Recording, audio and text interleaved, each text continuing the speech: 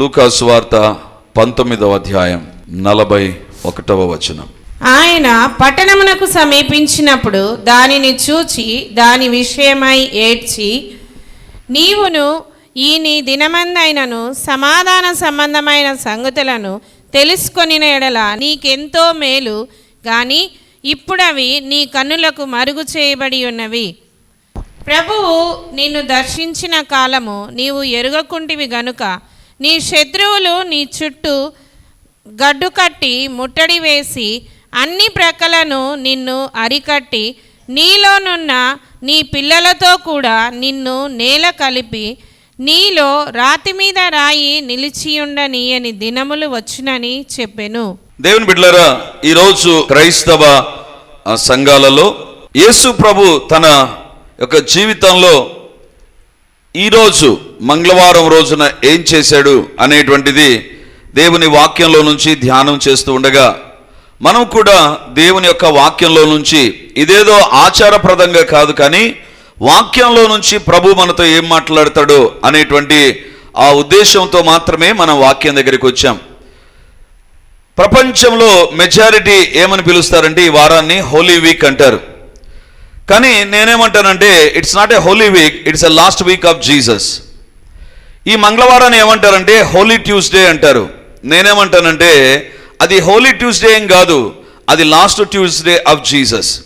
యేసు ప్రభు యొక్క చివరి మంగళవారం భూలోకంలో జీవించినటువంటి దినాల్లో, ఆ తర్వాత తిరిగి లేచిన తర్వాత 40 దినాలు దేవుడు అందరికీ కనబడుతూ ఉన్నాడు. అనేక మంగళవారాలు యేసు ప్రభు భూలోకంలో ఉన్నప్పుడు జరిగాయి.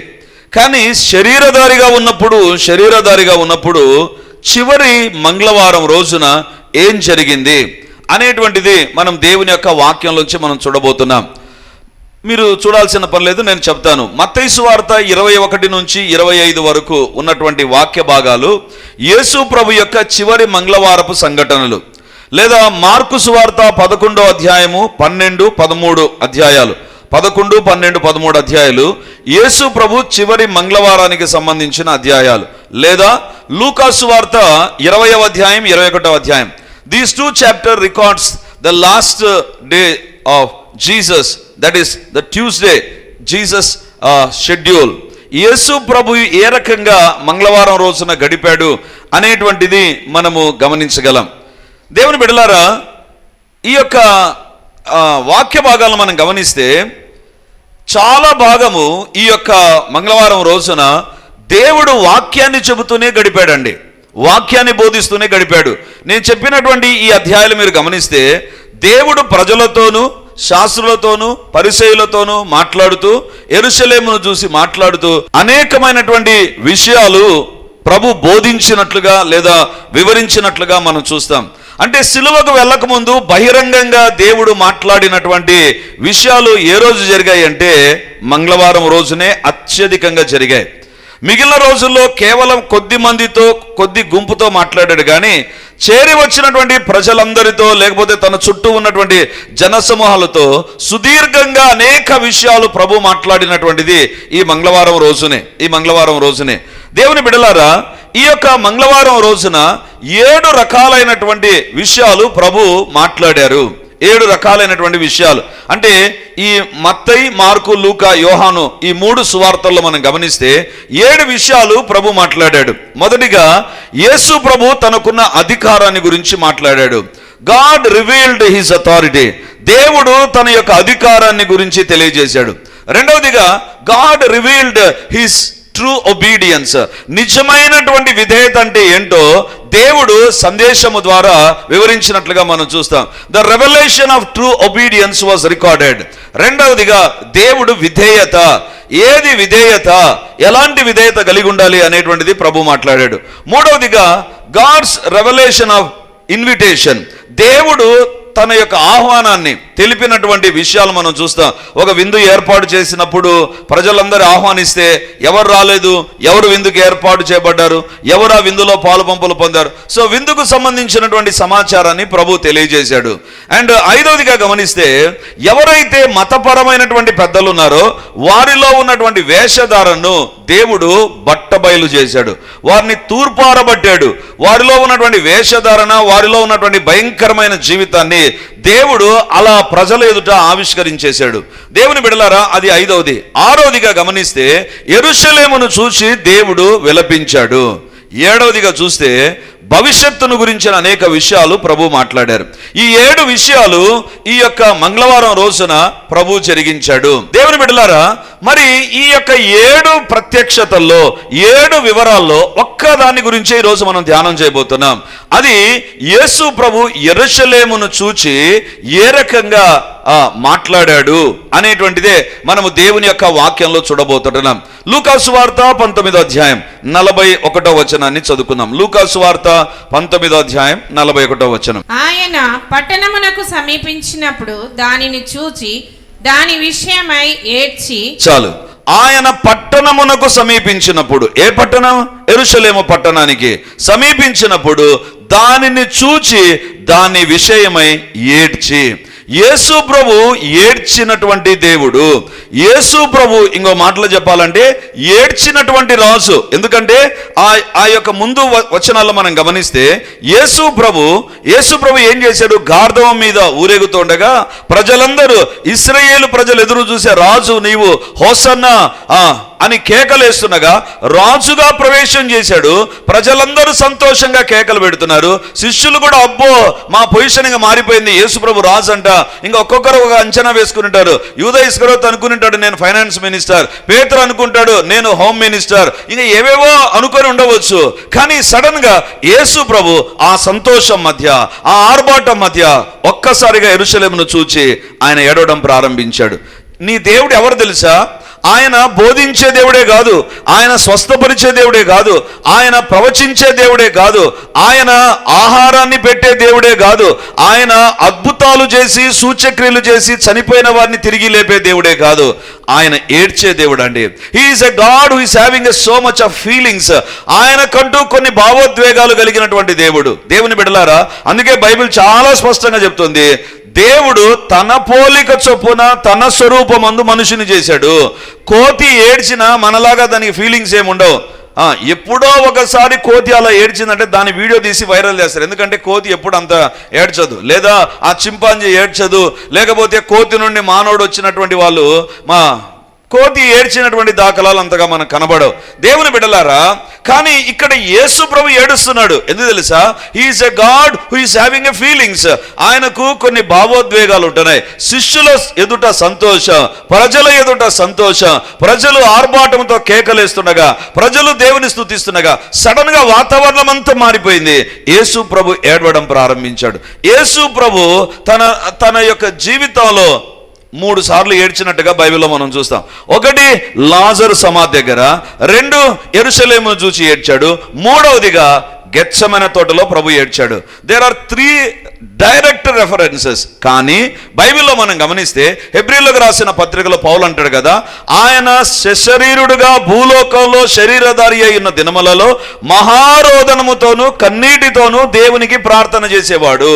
దేవుని బిడ్డలారా, ఈ యొక్క మాట పౌలు రాసినప్పుడు చాలా మంది నవ్వుకున్నారు. ఏం పౌలా, నువ్వు ఉన్నావా, ఏమన్నా నువ్వు చూసావా, ఎందుకు అలా ఓవర్గా రాసావు అని చాలా మంది ఆ వర్షన్ హెబ్రీయులకు రాసిన పత్రికలో ఉన్నటువంటి వాక్య భాగాన్ని చూసి ప్రజలు బైబిల్ను నమ్మనటువంటి వారు, పౌలు యేసు ప్రభునప్పుడు లేడు, మరి నువ్వు ఎందుకంత ఓవర్గా రాసావు, ఆయన శరీరధారి అయిన దినములలో మహారోదనముతోనూ కన్నీళ్లతోనూ ప్రార్థన చేశాడు అని కొంచెం ఓవర్గా రాసావు కదా అనేటువంటి తలంపులో ఉంటుండగా, దేవుని బిడ్డలారా, కొన్ని సంవత్సరాల క్రిందట ఇశ్రాయేలు దేశంలో జరిగినటువంటి తవ్వకాల్లో ఒక ఉత్తరాన్ని వాళ్ళు కనుగొన్నారండి. ఆ ఉత్తరం ఏంటంటే, ఆ దినాల్లో ఉన్నటువంటి ఒక సైనిక అధికారి అప్పుడు ఉన్నటువంటి పిలాతుకు రాసినటువంటి ఉత్తరం. If I'm correctly remembering that, పిలాతుకో హెరోదుకో ఎవరికో ఉత్తరం రాశాడు. అంటే యేసు ప్రభుని గురించి వార్తలు విపరీతంగా స్ప్రెడ్ అవుతుండగా, చనిపోయిన వారు లేచారు, అంగహీనులకు అంటే ఒక చెయ్యి లేనటువంటి వాళ్ళకు, ముక్కు లేని వాళ్ళకు, కళ్ళు లేని వాళ్ళకు దేవుడు ఆ యొక్క బాడీలో ఉన్నటువంటి పార్ట్స్ను దేవుడు క్రియేట్ చేస్తుండగా సెన్సేషన్ అయిపోతుండగా అడిగారు, ఏంటి ఎవరు యేసు ప్రభు, ఎవరు యేసు, ఇంత పేరు ప్రఖ్యాతులు ఉన్నాయే. అప్పుడు ఆ సైనిక అధికారి రాసిన ఉత్తరాన్ని బయట దొరికిందండి. ఆ ఉత్తరంలో ఏం రాశాడు తెలుసా? యేసు ప్రభు ఎంత హైట్ ఉంటాడు, యేసు ప్రభుకు ఉన్నటువంటి హెయిర్ ఎలాంటిది, యేసు ప్రభు స్కిన్ టెక్స్చర్ ఎలా ఉంటుంది, యేసు ప్రభు ఎలాంటి వస్త్రాలు ధరించేవాడు అని అన్ని రాస్తూ అక్కడ ఒక మాట రాశారు. యేసు ప్రభు నవ్వినటువంటిది ప్రజలు ఎప్పుడు చూడలేదు, కానీ యేసు ప్రభు ఏడ్చింది అందరూ చూశారు. దేవుడు భూలోకంలో నవ్వినటువంటి దాఖలాలు చాలా తక్కువ. యేసు ప్రభు ఏడ్చాడు. బైబిల్లో వ్రాయబడింది, యేసు వారిని చూచి కనికరపడి అనేటువంటి పదం దగ్గర యేసు ప్రభు ఒకవేళ కుష్ఠరోగం వచ్చాడనుకో, అయ్యో ఈ కుష్ఠరోగం ఇంతగా నేను బాధ పెట్టిందా, ఇంతగా నేను శ్రమ పెట్టిందా అని ఆ దుఃఖముతో వారిని తాకి బాగు చేసేవాడు, వారిని చూచి వారిని స్వస్థపరిచేవాడు. నీ దేవుడు ఎవరు తెలుసా? ఆయన పరిస్థితులను అర్థం చేసుకొని పరిస్థితులను చూచి ఏడ్చినటువంటి దేవుడు.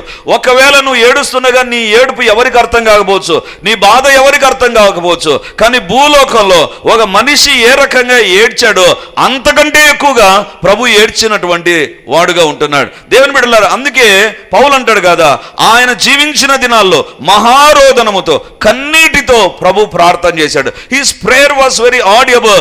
ఆ యేసు ప్రభు యొక్క ప్రార్థన కన్నీటితో చేస్తూ ఉండగా శిష్యులు దాన్ని చూశారు. అందుకే పౌలుతో వాళ్ళు షేర్ చేసుకున్నారు, పౌలా యేసు ప్రభు ఎలా ప్రార్థన చేశాడు తెలుసా? ఆయన మహారోదనంతో ప్రార్థన చేశాడు. భూలోకంలో యేసు ప్రభు ఏడ్చినాడు అనేటువంటిది 3 సార్లు రాయబడింది, కానీ ఇండైరెక్ట్ గా is a man of tears. ఆయన ఏడ్చినటువంటి మనుష్యుడు, ఏడుస్తూ జీవించినటువంటి మనుష్యుడు. ఎందుకు తెలుసా?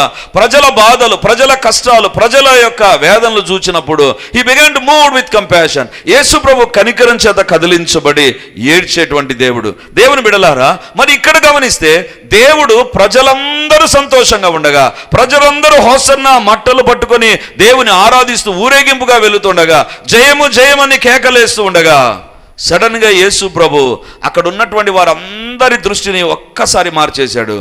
God began to cry. ఏడవడం ప్రారంభించి దేని కొరకు ఏడ్చాడు? యెరూషలేమును చూచి ఏడ్చాడు. ఆయన, ఇప్పుడు చదువుదాం లూకాసు వార్త 19:41. ఆయన పట్టణమునకు సమీపించినప్పుడు దానిని చూచి దాని విషయమై ఏడ్చి. ఈరోజు మనం ధ్యానించేటువంటి అంశం ఏంటి తెలుసా? ఈ దినం సందేశం యొక్క మూల అంశం ఏంటంటే యేసయ్యను ఏడ్పించిన పట్టణం. మరి ఎందుకు ఏడ్పించింది ఆ పట్టణం? ఎలా ఏడ్పించింది? యేసయ్యను ఏడ్పించినటువంటి పట్టణం యేసు ప్రభుని ఏడ్పించింది. ఎందుకు ఏడ్పించింది, ఎలా ఏడ్పించింది, ఎందుకు యేసు ప్రభు ఏడ్చాడు అనేటువంటిదే ఈరోజు దేవుని యొక్క వాక్యంలో నుంచి మనం చూడబోతున్నాం. లూకాసు వార్త 19:41 వ్రాయబడింది కదా, ఆయన పట్టణమునకు సమీపించినప్పుడు దానిని చూచి దాని విషయమై ఏడ్చి. యేసు ప్రభువా, నువ్వు ఎందుకు ఆ పట్టణాన్ని చూచి ఏడ్చావు? ఆ పట్టణంలో ఏదైనా పోట్లాటలు జరుగుతున్నాయా? ఆ పట్టణంలో ఏదైనా యుద్ధం జరుగుతుందా? ఆ పట్టణంలో ఏదైనా లాక్డౌన్ ఉందా? ఆ పట్టణంలో ఏదైనా గలభాలు జరుగుతున్నాయా? ఆ పట్టణంలో ఎవరైనా చనిపోయినారా? ఎందుకు ఏడుస్తున్నావు? ఆ యొక్క దూరం నుంచి యెరూషలేమును చూచి ఏడ్చినటువంటి దేవుడు. దేవుని బిడ్డలారా, ఎందుకు ఏడ్చాడు అంటే బైబిల్లో వ్రాయబడింది కదా, ఆయన పట్టణమునకు సమీపించినప్పుడు దానిని చూచి, ఆ పట్టణాన్ని చూచి ఏడ్చాడని లేదు, నెక్స్ట్ పదం ఉంటుంది, దాని విషయమై ఏడ్చాడు. ఆ పట్టణము విషమును గురించి, ఐఎమ్ సారీ, విషం అంటే ఏదో డేంజరస్ లిక్విడ్ అని కాదు, దాని గూర్చి ఏడ్చాడు. ఎందుకు ఏడ్చావు ప్రభా? ఎందుకు ఏడ్చావు నువ్వు? దాని గురించి ఎందుకు ఏడ్చావు? అంత బాగుంది కదా, పరిపాలన జరుగుతుంది, ప్రజలు మంచిగానే ఉన్నారు, వై యు ఆర్ క్రయింగ్? ఎందుకు నువ్వు ఏడుస్తున్నావు? దేవుడు అంటాడు, దాని విషయమై నేను ఏడుస్తున్నా. ఎందుకు తెలుసా? గతాన్ని ఒకసారి చూశాడు, ఇప్పుడున్నటువంటి యెరూషలేమును చూశాడు. గతంలో యెరూషలేము ఏ రకంగా ఉంది, ఇప్పుడు యెరూషలేము ఏ రకంగా ఉంది. గతంలో యెరూషలేము ఏ రకంగా ఉండేది తెలుసా? చూడండి బైబిల్లో కీర్తనలు 48వ కీర్తన 2వ వచనాన్ని చూస్తే యెరూషలేము ఏ రకంగా ఉండింది మనం గమనించవచ్చు. 48వ కీర్తన 2వ వచనం. ఉత్తర దిక్కున మహారాజు పట్టణమైన సియోను పర్వతము రమ్యమైన ఎత్తుగల చోట నుంచబడి సర్వభూమికి సంతోషకరముగానున్నది. యెరూషలేమును గురించి ఇక్కడ కీర్తనకారుడు అంటున్నాడు 48వ కీర్తనలో, సర్వభూమికి ఆ పట్టణము సంతోషకరంగా ఉందంట. ఆ పట్టణం ఏ రకంగా ఉంది? సంతోషాన్ని ఇచ్చేటువంటి పట్టణం. ఆ పట్టణం ఏ రకంగా ఉంది? 48వ కీర్తన సమయంలో అది సర్వభూమికి సంతోషం. భూమి అంతట్లో సంతోషంగా ఉండేటువంటి పట్టణం ఏదైనా ఉంది అంటే అది యెరూషలేం పట్టణం అంట. అలాంటి పట్టణము ఇప్పుడు యేసు ప్రభును ఏడ్పించే పట్టణంగా మారిపోయింది. సర్వభూమికి సంతోషకరంగా ఉండే పట్టణం అది సర్వభూమిలో ఉండేటువంటి ప్రజలు యెరూషలేములో ఉండాలి, యెరూషలేము మంచిగా ఉంటుంది, యెరూషలేములో సంతోషం ఉంటుంది అని భావించేటువంటి పట్టణము ఇప్పుడు చూస్తుంటున్నాడు. అప్పుడు సంతోషకరమైన పట్టణం ఇప్పుడు చూచి దాని విషయమై ఏడుస్తున్నాడు. అప్పుడున్నట్టుగా ఇప్పుడు యెరూషలేము లేదు, అప్పుడున్నట్టుగా ఇప్పుడు యెరూషలేము లేదు. అప్పుడున్నట్టుగానే ఉంది. ఎట్లా ఉంది? మందిరం ఉంది, ప్రజలు ఉన్నారు, యాజకులు ఉన్నారు, శాస్త్రులు ఉన్నారు, పరిసయ్యులు ఉన్నారు, రాజులు ఉన్నారు, అందరూ ఉన్నారు. లేనిది ఒకటి, అది ఒకప్పుడు దేవుని నగరం, ఇప్పుడు దేవుని మరిచిపోయిన నగరం. యేసు ప్రభు వారి మధ్య సంచరిస్తూ ఉండగా, వారి మధ్య బోధిస్తూ ఉండగా, వారి మధ్య దేవుడు అద్భుతాలు చేస్తుండగా దేవుని గుర్తించలేనటువంటి నగరం, ఒకప్పుడు సర్వభూమికి సంతోషకరంగా ఉండేటువంటి నగరం, ఒకప్పుడు ఉన్నటువంటి పరిస్థితి ఇప్పుడు లేదు. యేసు ప్రభువా, నువ్వు ఎందుకు ఏడుస్తున్నావు? యెరూషలేము చూచి ఏడవలసిన పని ఏముంది ప్రభువా? యెరూషలేములో ఉండే ప్రజలు బాగున్నారు, నీ దగ్గర ఉండేటువంటి ప్రజలు బాగున్నారు, లాస్ట్కు నీ శిష్యులు కూడా బాగున్నారు. Why you are crying? దేవుడు ఎలాంటి దేవుడు అంటే గతాన్ని చూచాడు. గతంలో ఈ యొక్క యెరూషలేము పట్టణం సర్వభూమికి సంతోషకరంగా ఉండే పట్టణం ఇప్పుడు దేవుని మరిచిపోయినటువంటి నగరం, దేవుని గుర్తించినటువంటి నగరం, దేవుని విషయంలో ప్రశ్నించిన నగరం, దేవుని విషయంలో దేవునికి వ్యతిరేకంగా మాట్లాడినటువంటి నగరం. దేవుని బిడ్డలారా, చర్చి ఉంది, మందిరం ఉంది, ప్రజలు ఉన్నారు, దేవాలయానికి వెళుతున్నారు, వాళ్ళు ప్రార్థనలు చేస్తున్నారు, but still God is crying. ఈరోజు దేవుడు కూడా ఈ వాక్యం ఎదుట నన్ను నిలబెడుతున్నాడు. ఒకప్పుడు నువ్వు ఏ రకంగా ఉన్నావు? ఒకప్పుడు సంతోషకరంగా దేవునికి సంతోషకరమైన వ్యక్తిగా ఉన్నావు. ఒకవేళ ఈరోజు దేవుడు నిన్ను చూచి, నీ కుటుంబ జీవితాన్ని చూచి ఏడుస్తున్నాడేమో. ఒకప్పుడు బాగున్నాడు, ఒకప్పుడు బాగున్నది ఈమె, ఒకప్పుడు బాగున్నది అమ్మాయి, ఒకప్పుడు బాగున్నది కుటుంబం అని ఒకప్పుడు నిన్ను ఇప్పుడిని దేవుడు కంపేర్ చేసి చూస్తుంటున్నాడు. యెరూషలేమును ఎందుకు చూచి ఏడ్చాడంటే ఒకప్పుడు అది మోస్ట్ బ్లెస్సెడ్ ప్లేస్, దేవుడు కోరుకున్న స్థలము, దేవుడు ఇష్టపడిన స్థలము, దేవుడు అక్కడే జన్మించాడు, అక్కడే తిరిగాడు, అక్కడే పరిచర్య చేశాడు. He loved that place, but people did not give a value for him. ఈరోజు దేవుడు అడుగుతుంటున్నాడు, నీ జీవితంలో బైబిల్ ఉండొచ్చు, ప్రార్థన కూడా నువ్వు వస్తూ ఉండవచ్చు, ప్రార్థన చేసుకుంటూ ఉండవచ్చు, గతాన్ని ఇప్పటిని దేవుడు ప్రక్కన ఉంచి చూస్తాడు. ఏ రకంగా ఉంది నీ జీవితము? దేవునికి ఒకప్పుడు సంతోషకరంగా ఉన్న జీవితము ఇప్పుడు మరింత సంతోషాన్ని ఏమైనా తీసుకొని వచ్చామా, లేదా దేవునికి ఏమైనా దుఃఖాన్ని తీసుకొని వచ్చామా? God is going to compare. అందుకే ఏడుస్తున్నాడు. ఒకప్పుడు ఈ రకంగా ఉన్న యెరూషలేమా, ఈరోజు నీ మధ్యకు నేను వచ్చి నీ మధ్య సంచరిస్తూ ఉండగా ఇక నన్ను త్వరలో నీవే చంపబోతున్నావు. అందుకు ఏడవడం ప్రారంభించాడు. నీవు సంతోషకరమైన పట్టణం, కానీ ఇప్పుడు నాకు దుఃఖకరమైన పట్టణంగా మారిపోయావు. ఈరోజు దేవుడు మనతో మాట్లాడుతుంటున్నాడు.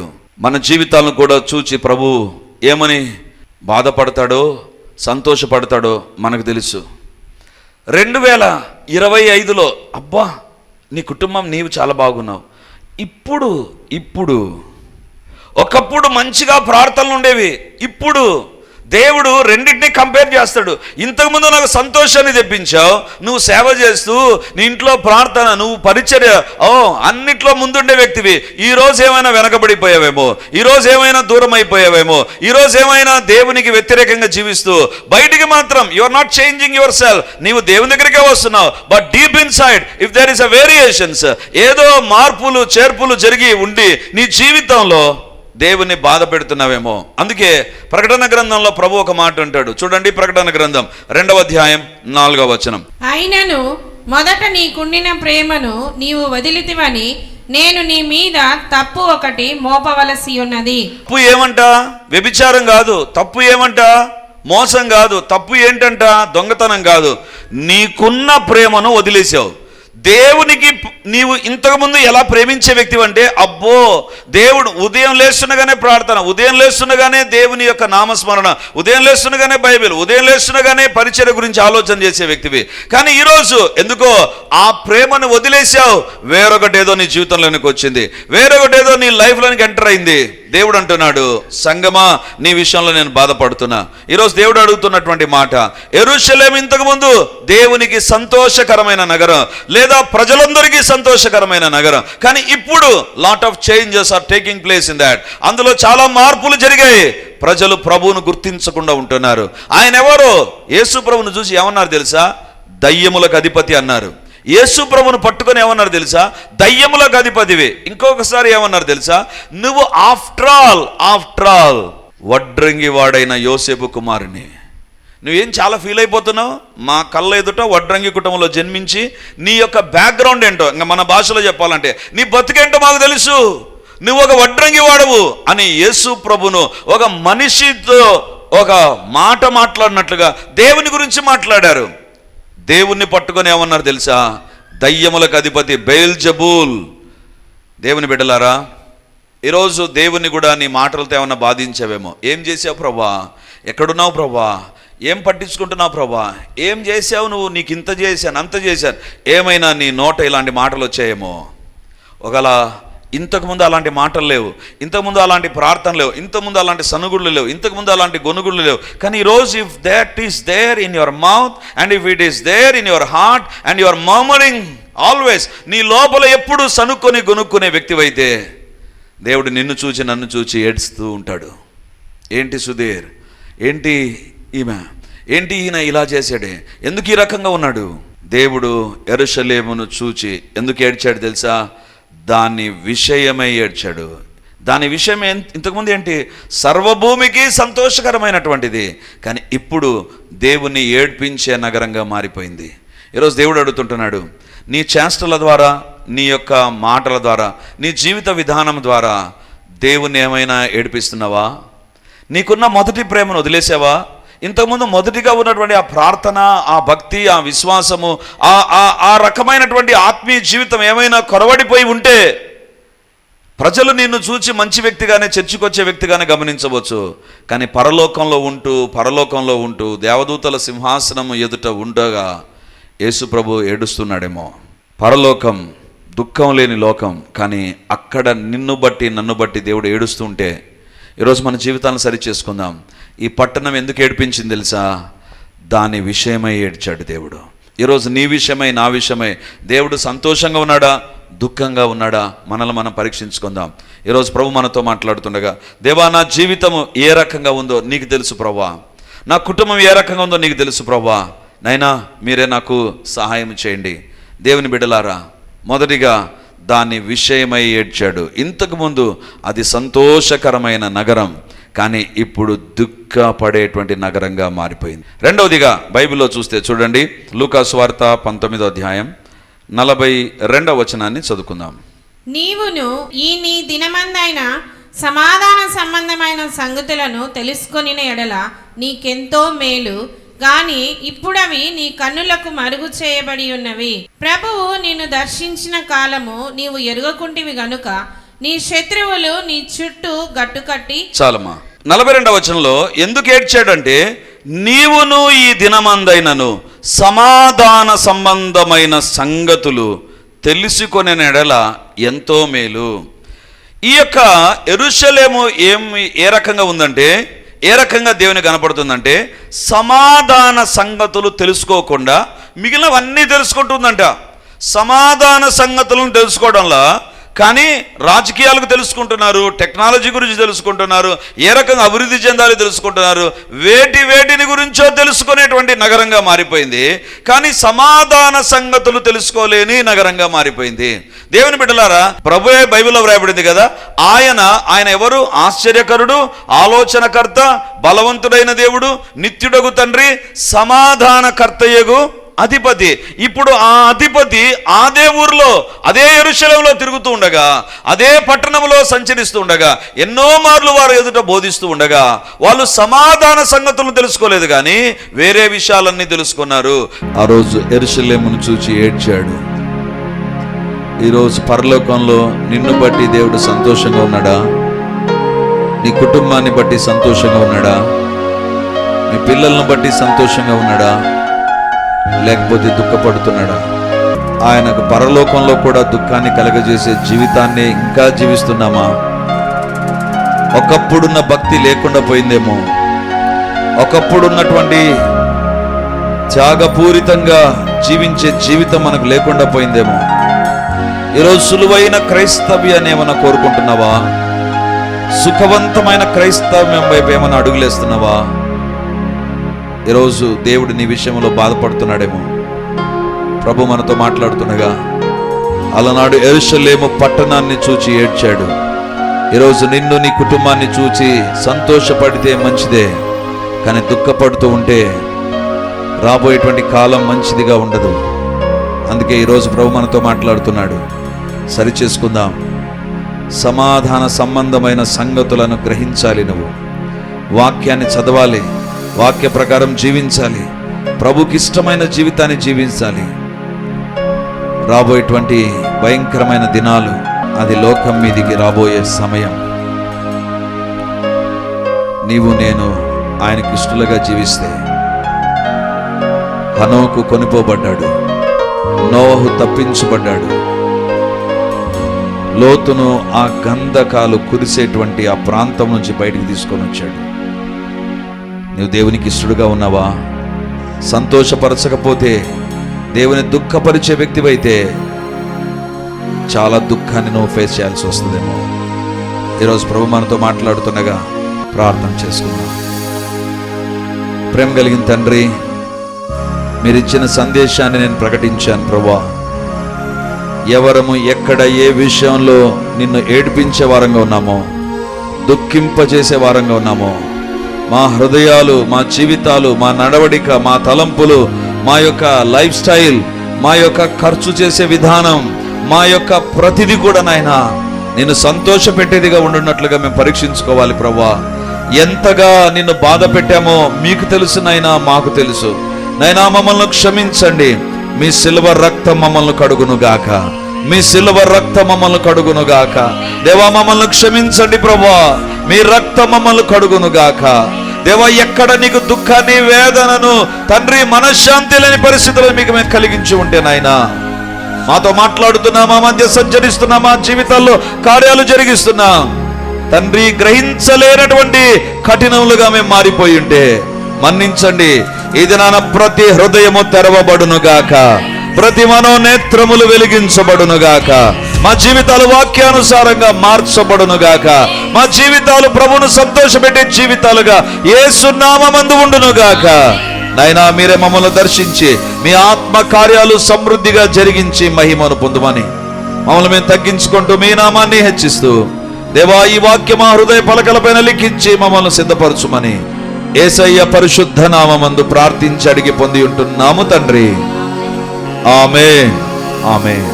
వాక్యాన్ని వింటున్నటువంటి దేవుని బిడ్డలారా, ప్రార్థన టీవీలో వాక్యాన్ని వింటున్న దేవుని బిడ్డలారా, ఈ యొక్క లైవ్ కార్యక్రమాలు చూస్తున్న దేవుని బిడ్డలారా, మీకందరికీ ఒక ప్రత్యేకమైన ప్రకటన ఇప్పుడు నేను తెలియజేస్తున్నాను. ఈ ఆదివారం నుంచి ప్రతి ఆదివారం రిడీమర్లో 3 ఆరాధనలు జరుగుతాయి. మొదటి ఆరాధన 8 గంటలకు, రెండవ ఆరాధన 10:30కు, మూడవ ఆరాధన సాయంత్రం 7 గంటలకు. సో ఈ 3 ఆరాధనలో ఇక ప్రతి ఆదివారం ఒక్కొక్క సర్వీసులో ఒక్కొక్క దేవుని నామాన్ని మనం ధ్యానం చేయబోతున్నాం. వేల కొలది దేవుని నామాలను గురించి మనము చూస్తాం బైబిల్లో. కాబట్టి దేవుని బిడలమైతే మనం ఎల్లప్పుడూ దేవుని నామాన్ని స్మరిస్తూ ఉండాలి, ఎల్లప్పుడూ దేవుని నామాన్ని స్మరిస్తూ ఉండాలి. సో కాబట్టి ఈ యొక్క వాక్యాన్ని ఆధారం చేసుకొని ప్రతి ఆదివారం 3 ఆరాధనలో దేవునికి సంబంధించిన వివిధ నామాలు, దైవ నామ ధ్యానాలు అనేటువంటిది మనం కలిగి ఉండబోతున్నాం.